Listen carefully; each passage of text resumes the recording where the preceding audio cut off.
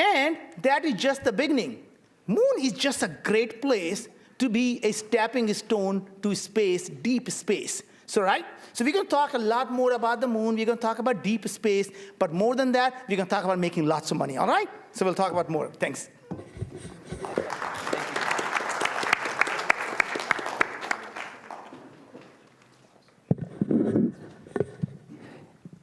Ni men hao, 我是太空枪手，问路的罗伯特雅各布森，我很高兴今天能对你们讲话。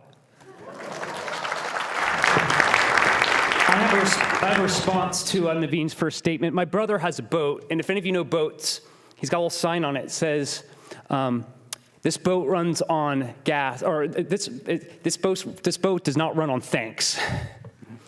So we are the fuel. I'm with Robert Jacobson with the Space Angels Network, and we provide the fuel for these space startups, being capital, because it's definitely an expensive endeavor. So we'll take the first assumption that space is a large and growing market, and that and Space Angels Network is the first and only aerospace-focused angel group. So the first, here we got a trend. Back in 1980, the cost to orbit was $100,000 a pound. And we're looking at the way things are currently going, close to $100 a pound is what sort of the industry aspires for by 2020. So, and that's part of it because of standardization, miniaturization of electronics, and a lot of other things. So now we're just starting to see some entrepreneurial and private efforts within the space industry that are disrupting it through groups like XCOR and Moon Express.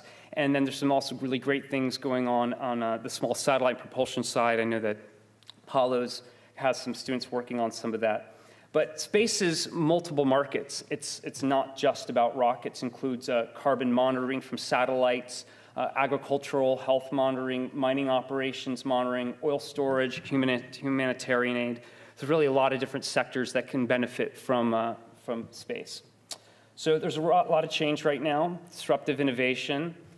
And if we look back, and back when electricity took 46 years for electricity to be fully adopted by 25% of the population, and the net was 7 years.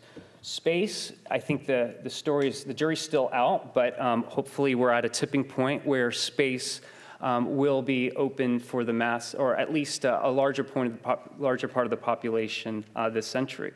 But it's a lot more than just satellites. It includes microgravity research, satellites, habitat, and real estate. That'd be like a spaceport and logistics around that. In-space services, space resources, space energy, which has been alluded to